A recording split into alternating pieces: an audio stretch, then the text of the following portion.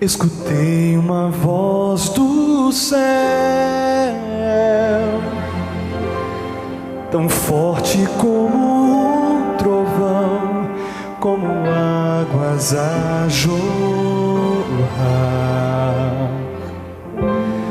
Não tinha como duvidar, podia ouvir o coro cantar, e um anjo apareceu, e então sorriu pra mim. Mal posso esperar pra herdar então meu lar, conforme a promessa pela qual lutei, rever os meus amados, que em Cristo descansarão, e ao grande coro quero me unir e juntos celebrar Jesus.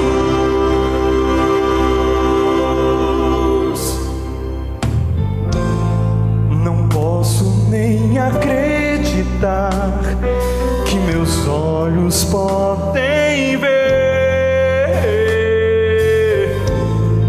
a glória do Senhor Jesus, a estrela da manhã.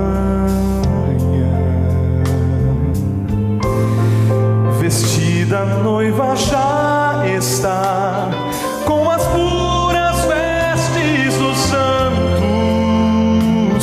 a espera terminou,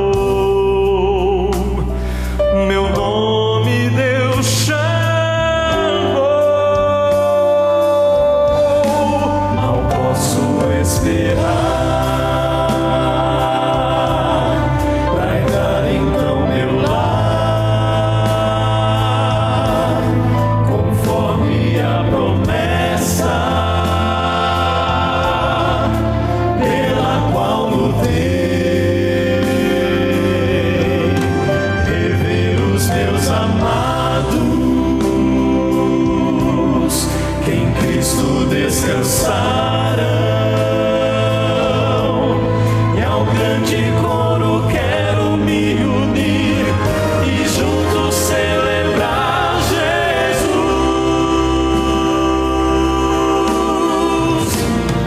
Então vou abraçar e estar juntinho aos meus, chorar, sorrir, louvar, pois o dia enfim chegou.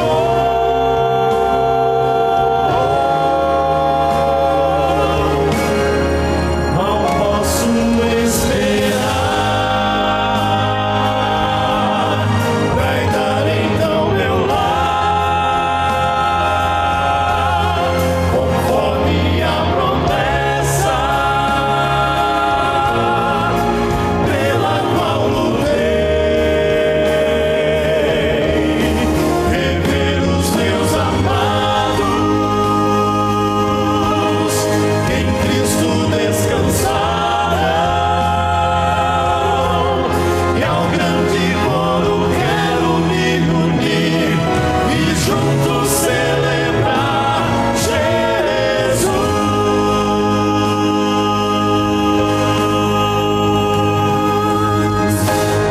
Feche os olhos, vamos orar. Ó Deus, muito obrigado, Senhor, pela Tua palavra.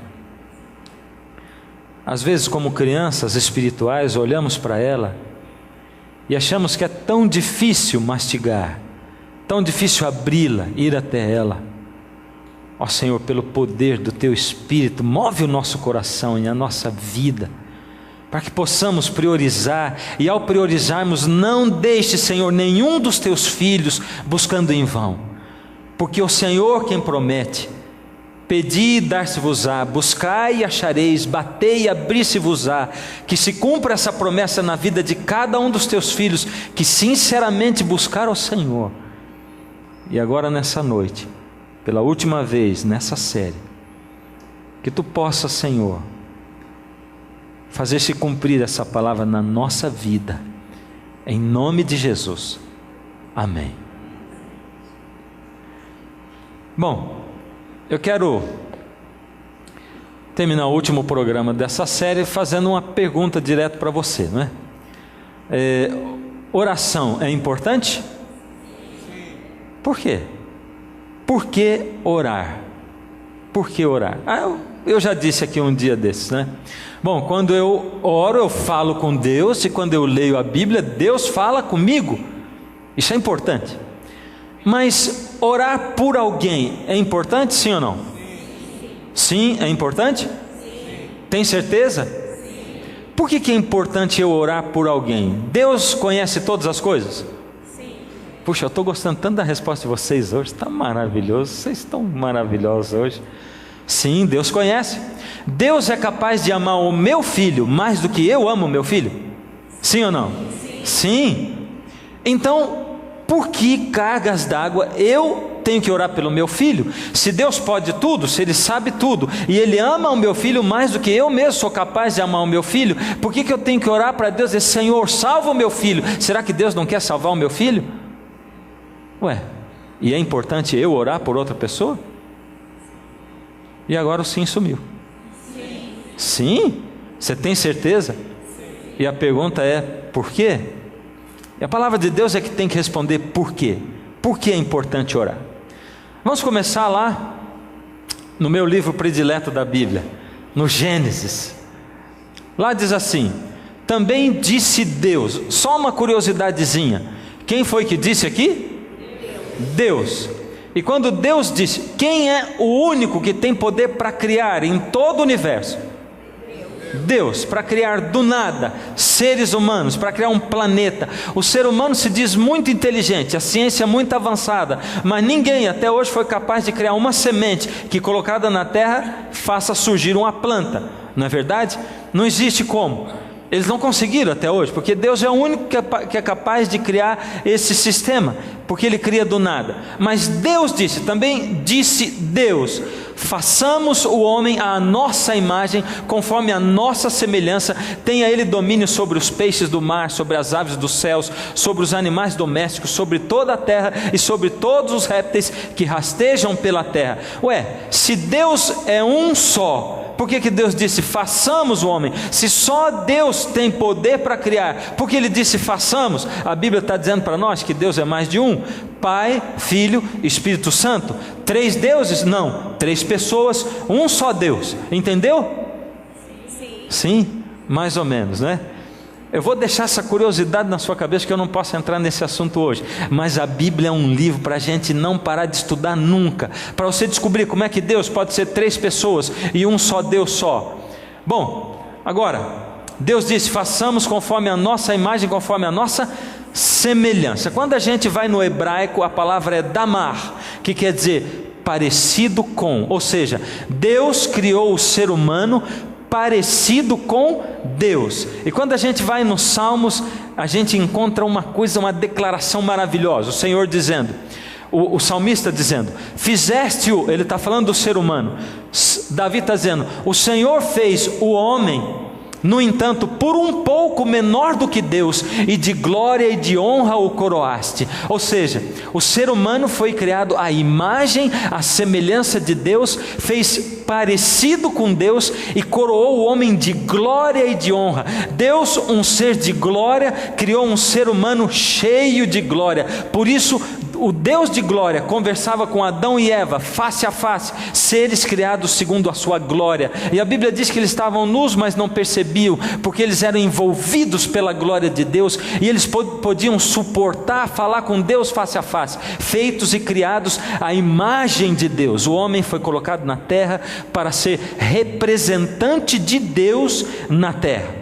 Isso está descrito, eu não posso afirmar por mim mesmo, em Gênesis 1, 28, e Deus os abençoou e lhes disse, sede fecundos, multiplicai-vos, enchei a terra, sujeitai-a, dominai sobre os peixes do mar, sobre as aves dos céus e sobre todo animal que rasteja pela terra. E o homem domina realmente até hoje. Porém, esse domínio que Deus deu para o ser humano era um domínio algo mais do que simplesmente o domínio que nós temos hoje sobre o planeta. A palavra domínio no hebraico é hadar, que quer dizer autoridade de legislar.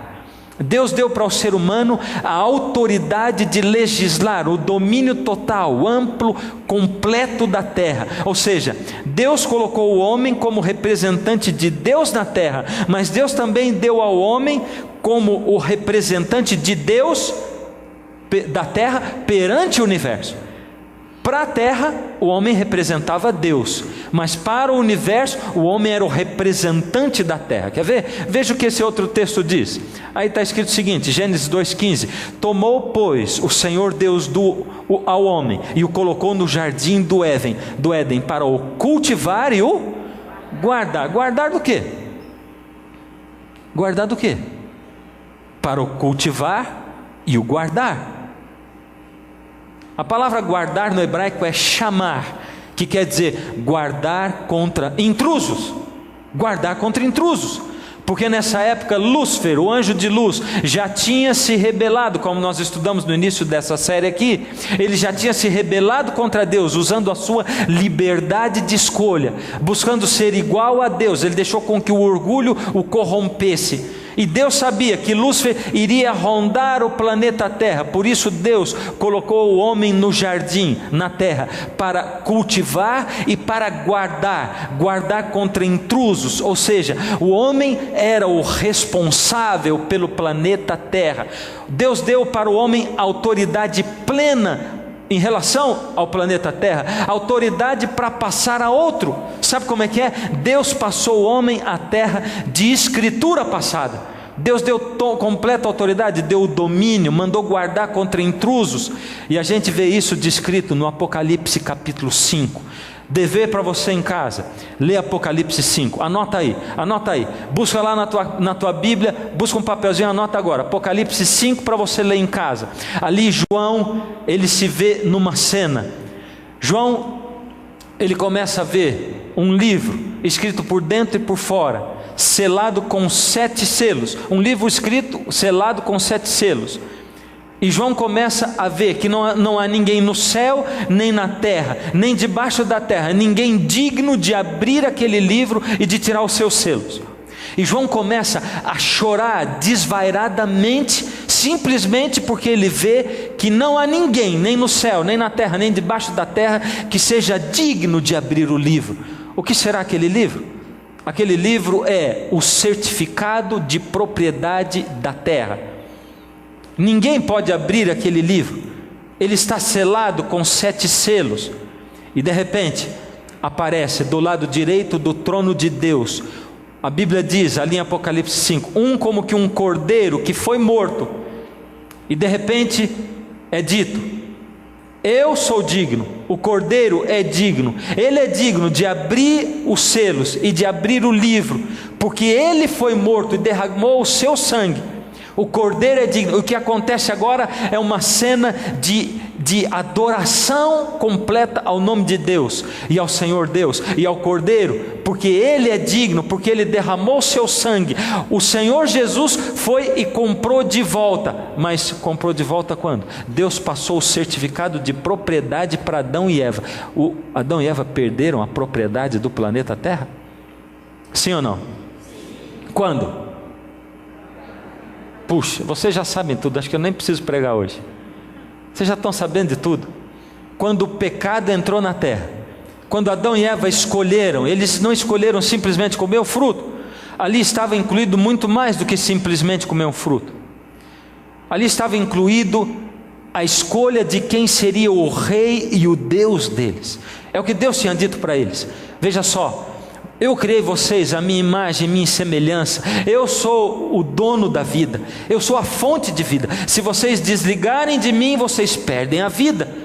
E se vocês desligarem de mim e ligarem em outro, ninguém é vida, só eu sou vida. Por favor, não desliguem de mim. Mas eu tenho que dar para vocês liberdade de escolha, porque vocês têm que ser livres. Se vocês escolherem me amar e me seguir, aí sim vai dar tudo certo. Então guarde a terra. Eu coloco você no jardim para cuidar, para guardar. Estou passando, estou dando domínio, autoridade. Você é o representante de Deus na terra, e você é o representante da terra perante o universo todo. Então, por favor, faz o seguinte: guarda a terra, guarda o seu coração. Mas quando o pecado entrou, o usurpador do trono de Adão, Satanás, tomou conta da terra. Lembra disso quando você olhar para o mundo e achar que está cheio de injustiça.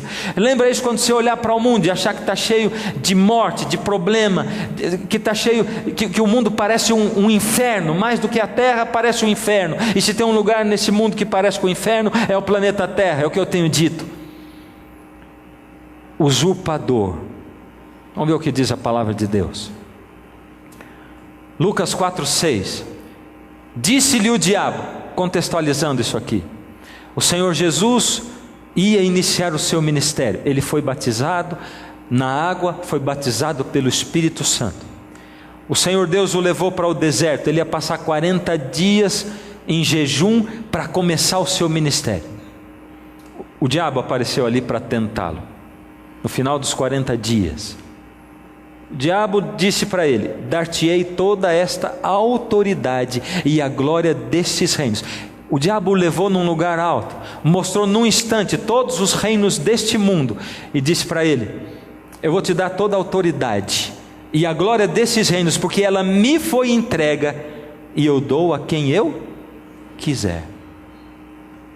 Foi entregue para ele por quem? Por Adão. Adão entregou para ele. Jesus não repreendeu o diabo dizendo assim: não foi dada a você essa autoridade, não. Ele não disse isso. Ele diz assim: está escrito. Ele foi para outro lado, mas não questionou. Quando Satanás apareceu lá diante do Senhor Deus, no livro de Jó, e Deus perguntou: de onde você vem? E ele disse: venho de rodear a terra e de passear por ela. A conversa era mais ou menos isso aqui: o que você está fazendo aqui? Ele está dizendo: eu vim do meu domínio, lá eu que domino, eu sou o representante da terra, eu ganhei o domínio de Satanás. Você não está aqui reunindo os representantes de todos os mundos, os filhos de Deus não estão aqui. Eu estou vindo para representar a terra, é o meu domínio. Deus não disse: lá não é o teu domínio. Deus disse: você viu lá na terra, no seu domínio, o meu servo Jó, como ele escolheu ser fiel a mim. Não interessa que a terra seja o seu domínio temporariamente, qualquer ser humano como Jó, que escolher a mim como o seu Deus, ele tem liberdade de escolha, porque Jesus derramou seu sangue na cruz. Ele vai olhar para o Senhor Deus e vai dizer: Senhor, eu escolho o Senhor como meu rei, e a partir dali, ele é meu servo dentro do seu domínio. Essa foi a conversa. Qualquer um de nós que escolhemos Deus como o nosso rei dentro desse mundo, domínio de Satanás, nós não pertencemos ao rei e ao Deus com letra minúscula desse mundo. Pertencemos ao Senhor, simplesmente. Em outra parte, João 12:31, chegou o momento de ser julgado esse mundo, e agora o seu príncipe será expulso. Quem está dizendo isso é Jesus. Ele está chamando a Lúcifer, Satanás, de príncipe desse mundo. Jesus está dizendo: eu vou morrer na cruz, eu vou ressuscitar. Está perto o momento em que Lúcifer vai ser expulso desse mundo. Por enquanto ele é o príncipe desse mundo. Jesus continuou dizendo: já não falarei muito convosco, porque aí vem o príncipe do mundo, e ele nada tem em mim. O Senhor Jesus está dizendo, declarando que Satanás, Lúcifer, ainda é o príncipe desse mundo, enquanto o pecado reina aqui. O Senhor Jesus disse: do juízo, o Espírito Santo virá e convencerá vocês do juízo, porque o príncipe desse mundo já está julgado. Então quem é o príncipe desse mundo agora, temporariamente, ainda é Satanás. E o que a gente vê de obras desse mundo, de injustiça, de maldade, de rancor, de ódio, Tudo é provocado pelo príncipe desse mundo, que é Lúcifer. O Senhor Deus ainda tem o domínio da terra. De qual maneira? Ele tem o domínio ainda? Mas Satanás não é o príncipe desse mundo? Deixa eu te fazer uma pergunta.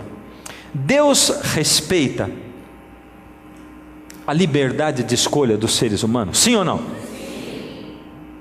Que sim maravilhoso. Mas você tem certeza disso? Sim. Se Deus respeita a liberdade de escolha, Adão escolheu Lúcifer como o príncipe desse mundo. Deus pode agir nesse mundo? Pode ou não? Mas como é que ele pode? Se Adão escolheu outro Deus para esse mundo. Vou te fazer uma outra pergunta. Deus se submete às leis que ele cria?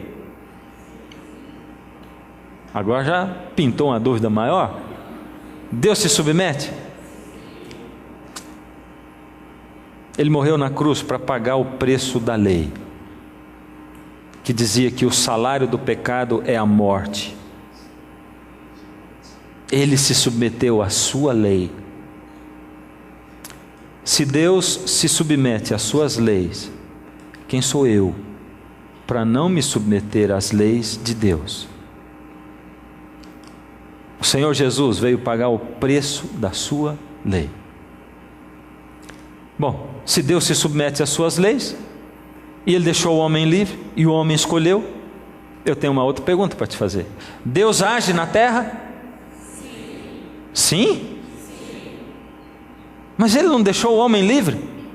Se Deus age, como? Ou seja, por quê? De que maneira Ele tem esse direito de agir aqui na terra? Tem? Como? O Senhor Jesus morreu na cruz do Calvário. Paulo chama Jesus de o segundo Adão, porque Adão, vivendo com um corpo perfeito, escolheu o pecado e pecou. Jesus, vivendo com um corpo que carregava 4.000 anos de pecado, não pecou em nada. Jesus resgatou o domínio e a autoridade. Agora, o Senhor Jesus é o príncipe desse mundo, mas Ele ainda não veio resgatar esse mundo. Presta atenção no que eu vou dizer. Antes de Jesus ter morrido e ressuscitado, antes de Jesus ter vindo e nascido nessa terra, toda a terra era domínio de Lúcifer, mas todo aquele que aceitasse a Deus como seu Senhor seria um ponto de luz no universo, e mesmo vivendo no domínio de Lúcifer, pertenceria ao reino de Deus, seria cidadão do reino dos céus, vivendo no reino da terra. Deu para entender, não deu? Depois da morte de Jesus e da ressurreição dele, o mundo passa a ser um mundo envolvido pela graça de Cristo, e agora o Senhor Jesus se torna o príncipe do mundo. Porém, a liberdade de escolha ainda acontece, e aquele que rejeita ao Senhor Jesus se torna um ponto escuro no planeta Terra. No Antigo Testamento, aquele que aceitava Deus no domínio de Lúcifer se tornava um ponto claro. Você acha que a Terra era muito cheia de pontos claros ou muito cheia de pontos escuros? Infelizmente escuros. A minoria sempre a minoria, porque aceitar o Evangelho é uma loucura. Ser guiado por Deus é uma loucura. No mundo que é guiado por Satanás, Deus não faz sentido, e a gente vive querendo justificar Deus pela nossa razão, a razão do mundo. Por isso Deus não faz sentido nesse mundo. No mundo do Novo Testamento, onde o Senhor Jesus reconquistou, Ele reconquistou agora o domínio do mundo. Nesse mundo, quem rejeita o Senhor Jesus se torna um ponto escuro. Tem mais ponto escuro ou mais ponto claro? Continua com mais ponto escuro, porque Deus ainda respeita a liberdade de escolha.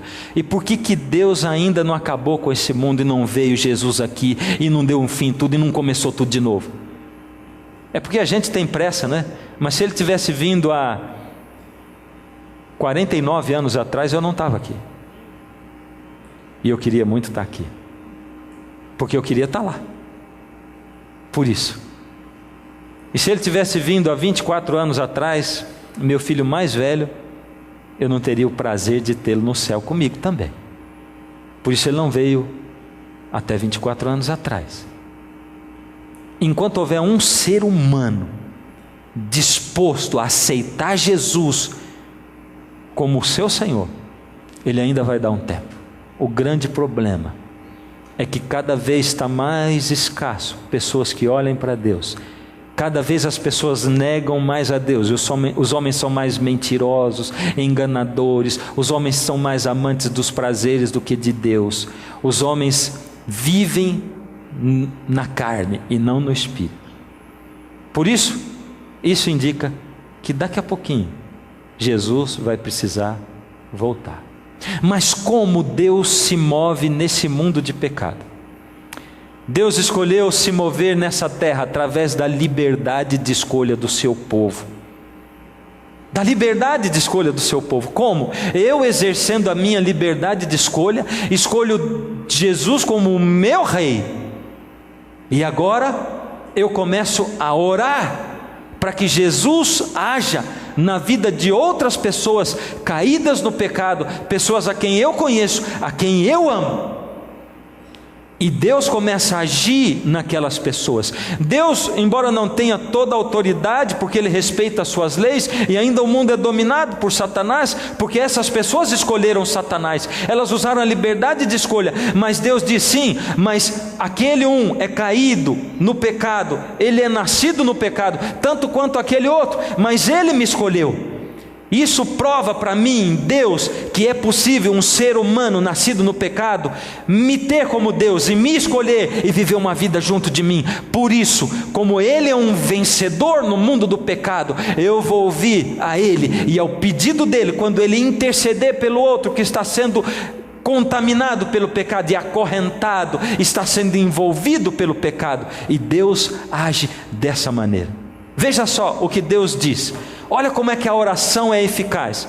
Nós somos instruídos a orar pelo pão nosso de cada dia. Está em Mateus 6,11. O Senhor Jesus instruiu dizendo: quando orares, os discípulos disseram: Senhor, como oraremos? E o Senhor Jesus ensinou: Pai nosso que estás no céu. E Ele disse: o pão nosso de cada dia nos dá hoje. Ora, Deus não sabe que a gente precisa do pão de cada dia para viver? Sabe ou não sabe? Por que eu tenho que orar por Ele então? Por quê? Porque Deus precisa de uma espécie de autorização minha, da minha liberdade de escolha, para Ele poder agir na minha vida.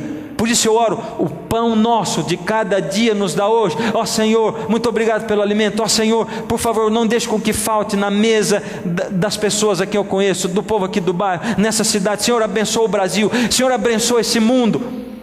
Quando um intercessor está orando, o Senhor Jesus diga: interceda, pede pelo pão nosso de cada dia, por mais óbvio que seja. Ele nos ensinou a orar por mais trabalhadores para a vinda. O Senhor Jesus quer que o Evangelho seja pregado para o mundo inteiro. O desejo dele é voltar a esse mundo, e para ele voltar a esse mundo, o Evangelho tem que ser pregado ao mundo inteiro.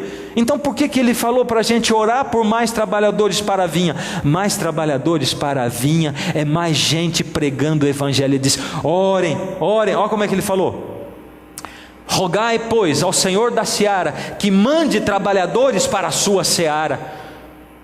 Porque Ele precisa que eu ore, que eu interceda, para que Ele possa agir e mandar mais trabalhadores. Nós somos instruídos para orar por outra coisa óbvia, pelo avanço da pregação. 2 Tessalonicenses 3,1: finalmente, irmãos, orai por nós, para que a palavra do Senhor se propague e seja glorificada, como também está acontecendo entre vós. É Paulo falando: orem por nós, para que a palavra seja pregada e se propague. Ora, se Deus tem o poder, se Paulo entregou a vida a Deus, por que ele está dizendo orem por nós? Porque quanto mais pessoas que entregaram a vida a Deus estiverem intercedendo, mais isso vai acontecer. Olha só, Jesus nos ensinou a orar. Ele foi quem nos ensinou a orar dessa maneira: venha o teu reino, faça-se a tua vontade, assim na terra como no céu. Por que eu tenho que orar para Deus fazer a vontade dEle? Se é a vontade de Deus, por que na oração do Pai Nosso Jesus diz assim: ora dizendo, faça-se a tua vontade? É porque Deus precisa que um pecador caído na escravidão do pecado, nascido na escravidão do pecado, arrancado de lá, usando a sua liberdade de escolha, ore a Deus e interceda pelo mundo dizendo: Senhor, eu sou um pecador miserável, mas sou salvo pela graça de Jesus, por isso eu estou rogando ao Senhor e intercedendo pelos outros pecadores como eu, que não receberam a luz do Evangelho. Senhor, que o inimigo, que nem principados e potestades, que nem um poder no céu nem na terra, impeça ao Senhor de fazer a sua vontade, assim na terra como no céu. E aí Deus vai e realiza a vontade dele. Vamos continuar um pouquinho a história do Elias. Ele foi avisado por Deus que iria parar de chover. Você lembra por quanto tempo? 3 anos e meio. Vocês estão afiados. Olha só, Tiago 5,17. Elias era homem semelhante a nós. Que tremenda declaração isso. Elias, com todo aquele poder e autoridade, ele era semelhante a nós, sujeito aos mesmos sentimentos, e orou com instância para que não chovesse sobre a terra, e por 3 anos e 6 meses não choveu.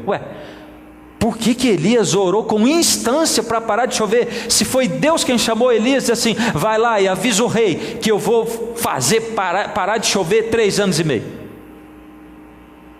Deus avisou que ia parar de chover, e Elias foi lá e orou com instância para parar de chover. Aí tem alguma coisa, uma mensagem muito importante para mim. Deus desejava fazer aquilo, mas Deus necessitava de um intercessor, alguém que orasse, clamando a Deus, para que Deus pudesse realizar aquela vontade.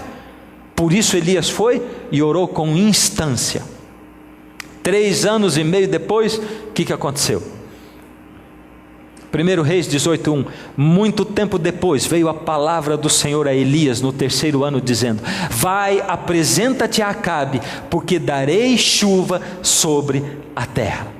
Deus disse para Elias: vai lá e se apresenta a Acabe, porque eu vou dar chuva sobre a terra. E Elias foi.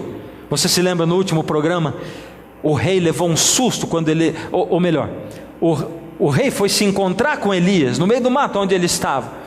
E o rei chegou e disse assim: é você o transtornador de Israel? É você o bagunceiro que anda bagunçando o coreto aqui? E Elias diz: eu não estou bagunçando nada. É você, rei. Pela autoridade do poder de Deus que estava em Elias, ele falava com intrepidez, e ele tinha que mostrar ao rei que o rei aqui estava errado. É por isso que muitas vezes você vai ser repreendido pela palavra de Deus. Por isso Elias diz: é você que anda adorando aos deuses, a Baal, aos Baalins, aos ídolos, você que está transtornando e que está acabando com a ordem de Israel. Elias disse: eu tenho alguma coisa para propor para você. O povo está em dúvida se eles adoram a Deus ou a Baal, não é verdade? É porque só eu de profeta sobrei de Deus. Agora, de Baal tem 450 e mais 400 do poste ídolo. E eles estão aí. Então faz o seguinte: ajunta todos os profetas de Baal e do poste ídolo. Eles vão fazer um altar e eu vou fazer o outro. E nós vamos orar o altar sobre o qual descer fogo. Esse é o altar do Deus verdadeiro. E aí fizeram o altar. Os profetas de Baal passaram a manhã inteira tentando fazer com que aquele altar descesse fogo do céu, e não desceu. Elias fez uma oração calma, tranquila, e o fogo desceu do céu. Naquele momento o fogo invadiu.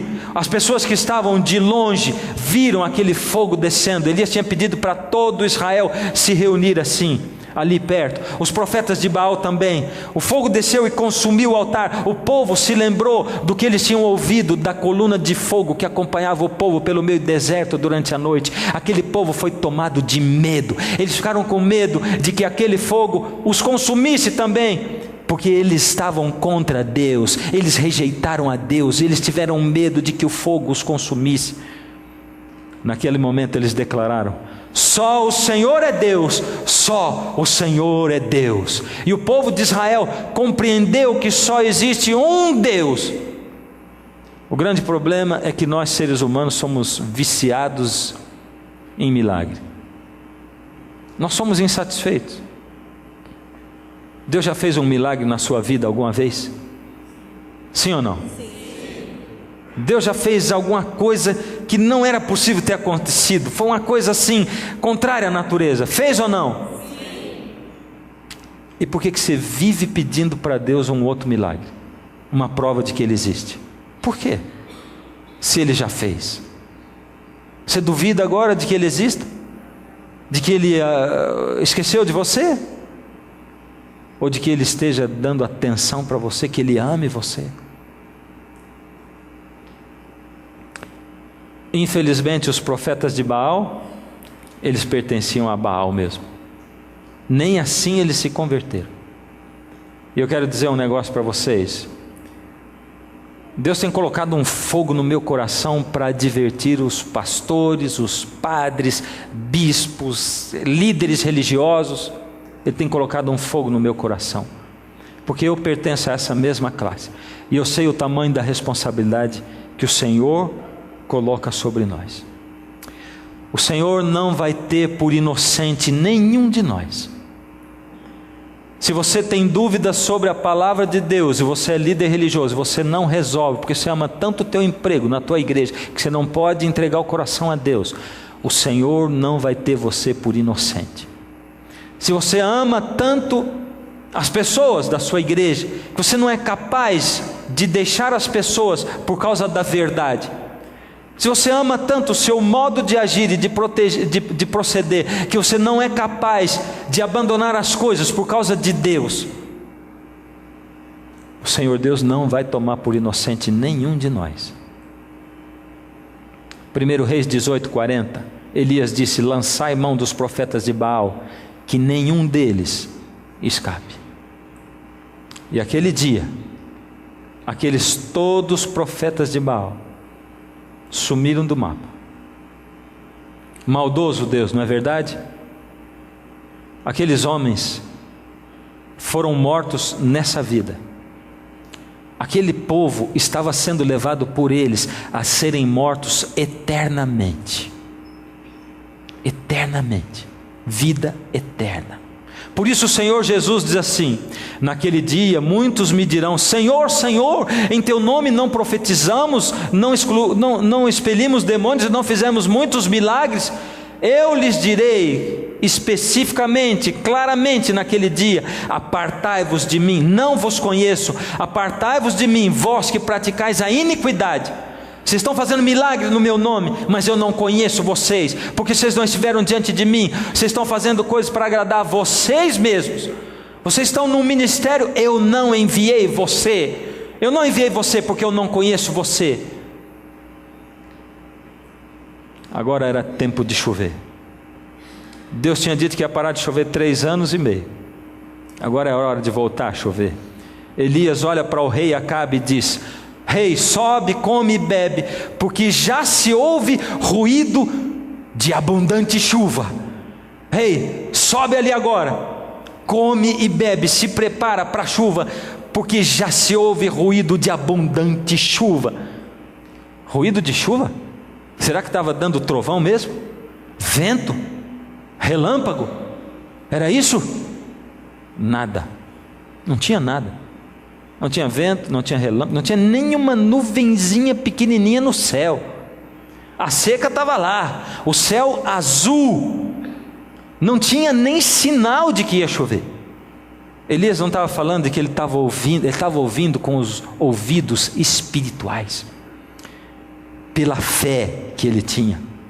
A fé é a coisa mais importante que nós precisamos ter.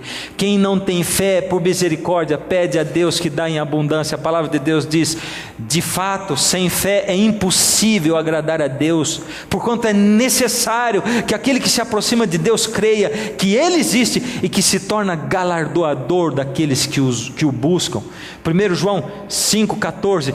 E essa é a confiança que temos para com Deus, que se pedimos alguma coisa segundo a sua vontade, Ele nos ouve. Opa, se pedimos alguma coisa, Ele nos ouve, mas tem que ser como?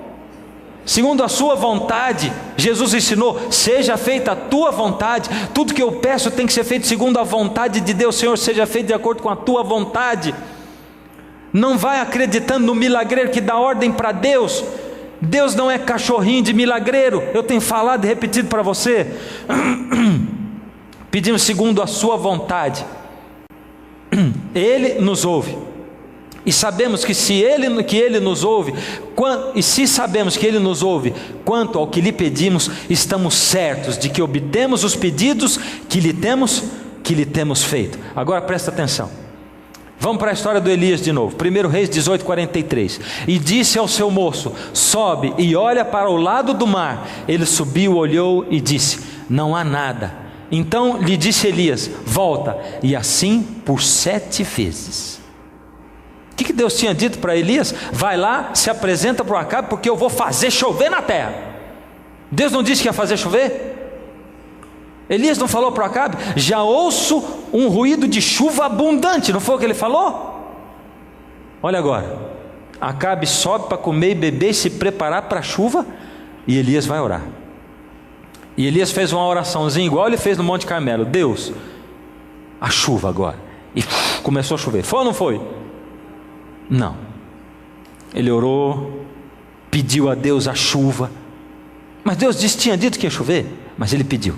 E falou para o moço, era o auxiliar dele: vai lá, dá uma olhada para o lado do mar e vê se tem alguma nuvenzinha. E o rapaz disse: nada.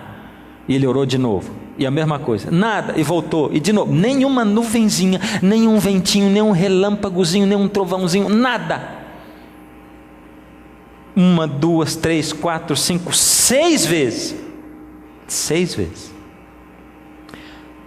Na 7ª vez disse: eis que se levanta do mar uma nuvem pequena como a palma da mão do homem. Então disse ele: sobe e dize a Acabe. Elias falando para o moço: sobe e dize a Acabe: aparelha o teu carro e desce, para que a chuva não te detenha. Uau! Se Deus disse para ele que ia chover, porque ele teve que orar 7 vezes, é porque Deus precisa de intercessores, é porque o diabo e os seus anjos estavam querendo fazer de tudo para impedir que a vontade de Deus fosse feita. Por isso Elias teve que orar 7 vezes, que é o número da perfeição. E eu vou dizer um negócio para você, eu li isso aqui nesse comentário bíblico, que diz assim: houvesse ele sido vencido pelo desencorajamento na 6ª vez, sua oração não teria sido respondida, mas ele perseverou até que a resposta veio. Perseverou, oração insistente, oração perseverante, 1 vez, 2 vezes, 3 vezes, 7 vezes, 70 vezes 7, orando e clamando: Deus, mas parece que o Senhor não está ouvindo. Filho, calma, continua orando. Para você é bom orar, e para mim é bom que você ora. Eu estou esperando, eu estou chamando outros para orarem também. Vamos fazer uma corrente de oração. Filho, espera aí, tem outro orando. Que coisa maravilhosa. Em algum momento você sentiu que alguém estava orando por você na sua vida? Já? Levanta a mão quem já sentiu isso. E depois a pessoa chegou e diz assim: eu orei por você. Ah, coisa tremenda isso. Orar por alguém e essa pessoa saber que você orou. Não é verdade? Deus chamar você para orar por uma pessoa, especialmente por aquela pessoa. Trevas envolveram o Monte Carmelo agora, nuvens de chuva, a noite chegando junto. Dentro em pouco os céus se enegreceram com nuvens e vento, e caiu grande chuva. Acabe subiu ao carro e foi para Jezreel. E se você continuar lendo a sua Bíblia, você vai ver uma cena incrível. Como estava de noite, escuro, e a chuva era muito, muito forte, depois de 3 anos e meio sem chuva. Elias, que durante o dia tinha desbancado o rei Acabe, tinha metido o dedo no nariz dele, e tinha dito para ele que ele era o responsável por o povo estar passando o que passava.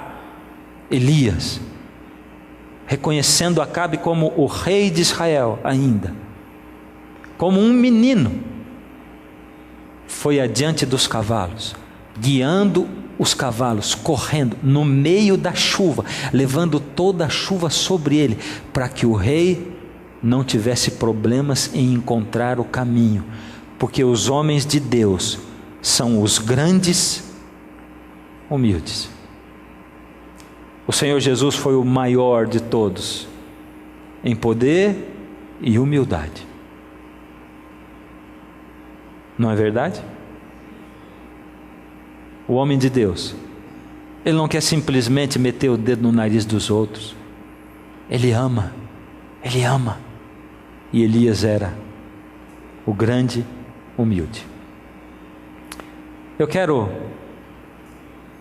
terminar tocando num assunto com vocês. Malaquias 4:5 diz: eis que eu vos enviarei o profeta Elias, antes que venha o grande e terrível dia do Senhor. Deus está dizendo que vai enviar o profeta Elias, antes que venha a volta de Jesus. Essa profecia tem duas aplicações. Uma diretamente para agora, outra para a primeira vinda de Jesus. É para as duas vindas dele. Na primeira vinda de Jesus é bem claro: ele converterá o coração dos pais aos filhos e o coração dos filhos aos seus pais, para que eu não venha e fira a terra com maldição. Essa era a função. Malaquias deixa claro o que o Elias ia fazer. Quem fez esse papel? O Senhor Jesus disse: eu, porém, vos declaro que Elias já veio e não o reconheceram. Antes fizeram com ele tudo quanto quiseram. Assim também o Filho do Homem há de padecer nas mãos deles. Então os discípulos entenderam que Jesus estava falando a respeito de João Batista. João Batista não era Elias. Não era Elias reencarnado, coisa nenhuma. Mas João Batista veio preparar o caminho do Senhor Jesus no espírito de Elias e no poder e na força de Elias. João Batista era um homem que veio para fazer com que o caminho do Senhor fosse preparado, para que as pessoas aceitassem a Jesus, aguardando a bendita esperança e a manifestação da glória do nosso grande Deus e Salvador, Cristo Jesus. Quem será o Elias desses últimos momentos, últimos tempos, antes de Jesus voltar? Nós estamos aguardando. Se João Batista foi o primeiro Elias, quem vai ser o segundo Elias agora? Porque lá em Malaquias está dito: o Senhor Deus vai mandar Elias antes que venha o grande e terrível dia do Senhor. Quem será o Elias dos tempos de hoje? Aguardando a bendita esperança, nós estamos aguardando, o qual a si mesmo se deu por nós, a fim de remir-nos de toda a iniquidade e purificar para si mesmo um povo exclusivamente seu, zeloso de boas obras. O Elias dos últimos tempos, ele não é um homem, ele é o quê? Ele é um povo. Um povo. Mas deixarei no meio de ti um povo modesto e humilde, que confia em meu nome, no nome do Senhor. Eu tenho sentido um vazio interminável depois que eu vou embora para casa, saindo daqui, porque eu sei que amanhã, se eu for repetir a mesma mensagem que eu prego hoje, eu não tenho condições de pregar, a não ser que o Espírito de Deus enche o meu coração. Portanto, não tem mérito nenhum naquilo que eu falo, nenhum, porque enquanto eu estou aqui falando, o Espírito vai dizendo: fala isso e fala aquilo. E o mais difícil é que o Espírito, o batismo, ele só tem duração de um dia. Por isso amanhã eu tenho que pedir a renovação de novo, e clamar, e buscar, e no outro dia de novo, e no outro dia de novo. Jesus está chamando você: enchei-vos, permaneça enchendo. Eu estou voltando. Está sendo difícil a sua vida, está sendo sofrida a vida, está com dificuldade, é assim? Jesus está dizendo: espera, filha, só um pouquinho eu já venho, filho. Tenha calma, paciência, se apegue em mim, abre os olhos e os ouvidos, eu já estou voltando. Não interessa que você está passando por uma noite infindável de problemas. Eu quero fazer o último apelo, o último chamado. Não existe amanhã. Você que está em casa, na semana que vem vai ligar a sua TV e o programa vai estar aqui. Mas para esse pessoal que esteve aqui durante 15 noites consecutivas, não, essa é a oportunidade. Jesus está falando agora para você, ou é agora ou é nunca. Você que nunca entregou o coração a Jesus, ou que um dia entregou, mas se afastou dele, Jesus está chamando você para um compromisso agora. Não para você ocupar um banco na igreja e ficar esquentando o banco da igreja. Jesus está clamando e chacoalhando você para ser Elias hoje, para para preparar o caminho dele. Jesus não está chamando você para ficar aí dizendo: eu não sei o que eu faço para Jesus. Ele está chamando você para agir, para ser tomado pelo fogo de Deus, para ver fogo descendo no altar da sua casa, do seu lar, da sua vida. É para isso que Ele está chamando. E eu estou esperando você vir aqui agora, já, para eu orar por você. Nesse momento, cadê você? Quero ver um depois do outro. Jesus está dizendo: espera um pouquinho, só um pouquinho. Eu já venho buscar você, filho, mas enquanto isso, você tem que se agarrar em mim. Mas espera só um pouquinho, que eu estou voltando. Está passando por uma noite difícil, escura na sua vida espiritual? É só um pouco.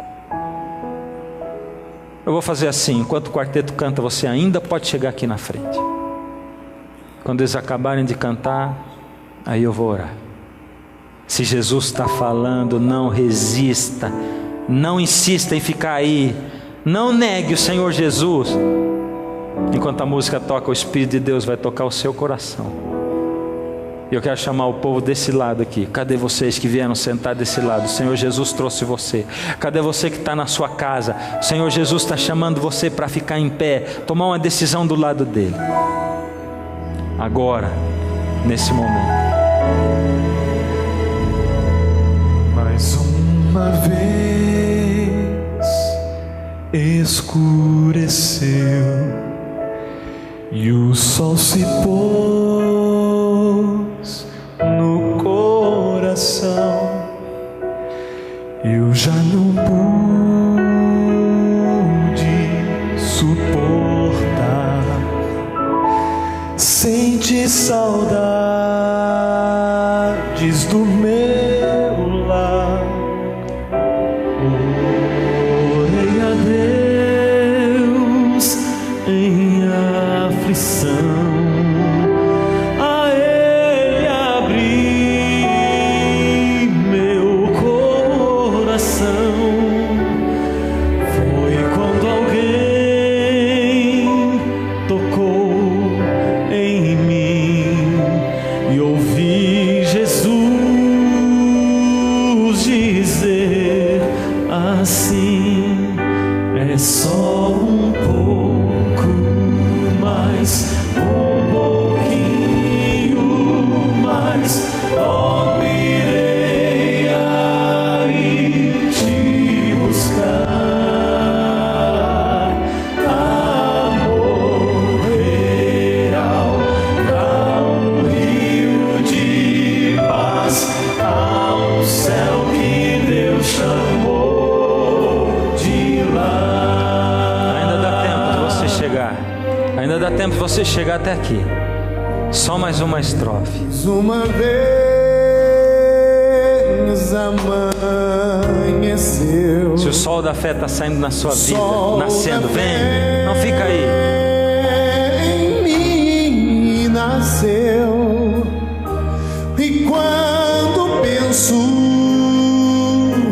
em desistir, Jesus me chama e diz assim: